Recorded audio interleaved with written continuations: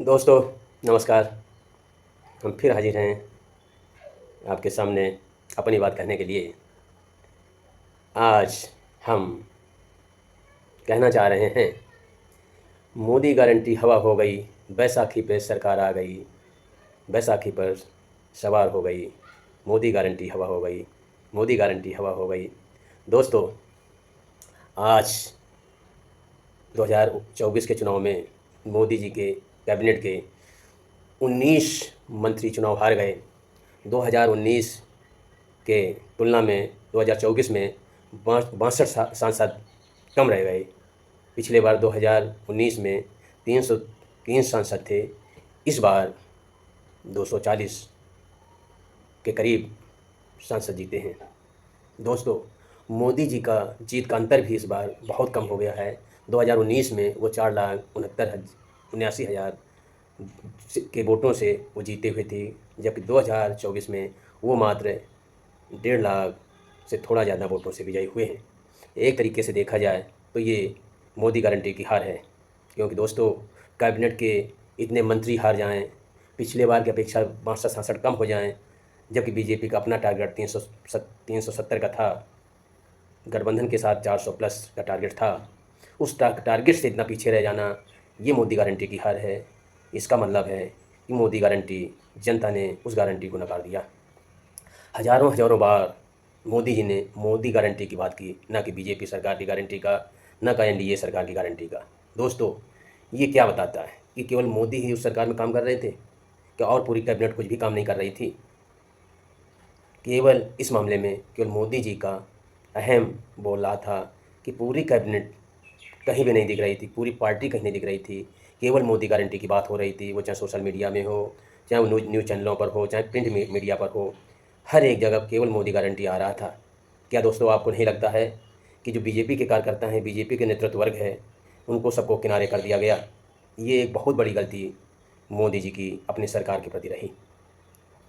दोस्तों, बीजेपी या एनडीए आज अपने को पुनर्स्थापित कर सकती है यदि वो अपने को पुनर्वलोकन करे, अपनी गलतियों से कुछ सीखे। आज मोदी गारंटी का कोई मतलब नहीं रह गया है।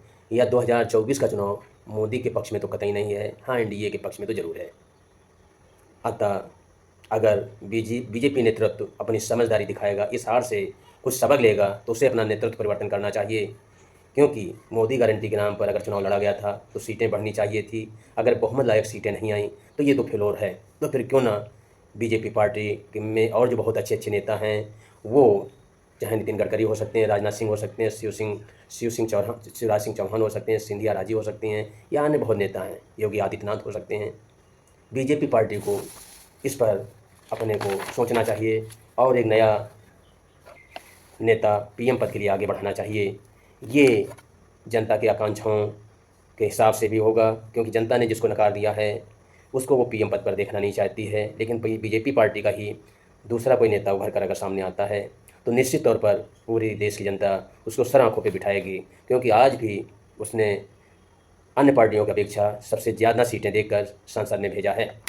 आज भी उसने बीजेपी पार्टी पे भरोसा जताया है कि अगर वो चाहे तो पुनर्मूल्यांकन कर कर जनता की समस्याओं को सुलझा सकती है, उनकी बात सुन सकती है, उनकी समस्याएं हल कर सकती हैं। देश को भरोसे में लेके, देश के संविधान के अनुसार देश को चलाने के लिए बीजेपी को आगे बढ़ना चाहिए, अपने लीडरशिप को आगे बढ़ाना चाहिए, न कि अति आत्मविश्वास में संस्थाओं का पराभव करके उनके विपरीत जाकर। अगर कोई भी ऐसा करता है, हमारे देश की जनता भले कम पढ़ी लिखी हो, लेकिन ये वो बाखूबी से जानती है कि कौन नेता हमें बेवकूफ़ बना रहा, कौन नेता हमें एक्टिंग अभिनय कर रहा है, कौन नेता दिल से सच्चा है। ये उस जनता को समझने में कतई कभी दिक्कत नहीं होती है।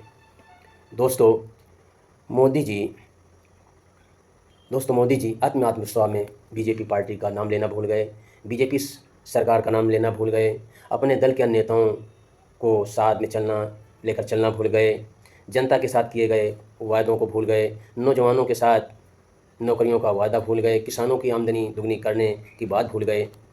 क्या क्या बताएं दोस्तों, वो तो भारत सरकार कहना भूल गए।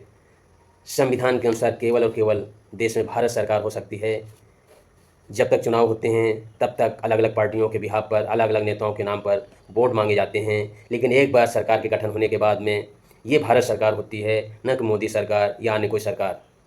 लेकिन हमारे देश के प्रधानमंत्री इस बात से कोई मतलब नहीं है कि हमारा संविधान क्या कहता है। हमारा संविधान कहता है चुनाव के बाद जो भी सरकार गठित होगी वो भारत सरकार के नाम से होगी, भारत सरकार होगी। इससे तो यही लगता है कि मोदी जी संविधान की बेसिक बातों से अनभिज्ञ हैं, क्योंकि उनका कोई भी कदम संविधान के अनुसार चलता हुआ नहीं लगता है। इसलिए दोस्तों, अब भी बीजेपी पार्टी के पास समय है, वो पुनर्विचार करे। आज भी जनता उसको सर आंखों पर बिठाने के लिए तैयार है। वो जनता की आकांक्षाओं को पूरा करे, वो संविधान के अनुसार चलने की कोशिश करे, वो उसका विश्वास अर्जित करे, किसानों की समस्याओं को हल करे, उसके फसलों का वाजिब दाम दिलाने की कोशिश करे, नवयुवकों को रोजगार दे, सेना में उनके लिए मेडिकल सुविधाएं और पेंशन की व्यवस्था करे, महिलाओं को सुरक्षा और सम्मान दे।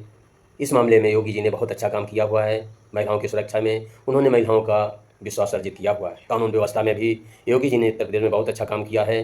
लेकिन फिर आप कहेंगे कि फिर वोट इतना क्यों कम मिला है। दोस्तों, मोदी जी की गारंटी से अविश्वास हुआ है जनता को। योगी जी ने कभी गारंटी ऐसे नहीं की, बिना वो गारंटी दिए हुए उत्तर प्रदेश की जनता आज भी योगी को लाइक करती है। अतः देश की जनता, प्रदेश की जनता, हमारे जैसे लोग ये आशा करते हैं कि बीजेपी अपने नेतृत्व को एक दिशा देगा, सही नेतृत्व को बागडोर देगा, जिससे देश की जनता की आकांक्षाओं को पूरा कर सके। आओ हम इसी बात से अपनी बात समाप्त करते हैं कि मोदी की गारंटी फेल हो गई, मोदी की गारंटी हवा हो गई, बैसाखी पे सरकार आ गई, बैसाखी पे सरकार आ गई। अब बैसाखी पे सरकार सवार हो गई, अब वो उसकी चाल कैसे मिलेगी। ये एक शर्त पर मिल सकती है कि जिस गारंटी पे जनता का विश्वास है उससे इतर कोई नेता बीजेपी से आगे बढ़कर बागडोर संभाले। आज भी ये जनता उसको सिर आंखों पे बिठाने के लिए तैयार हैं। इसी आशा के साथ जय भारत, जय संविधान, जय विज्ञान। थैंक यू सभी को।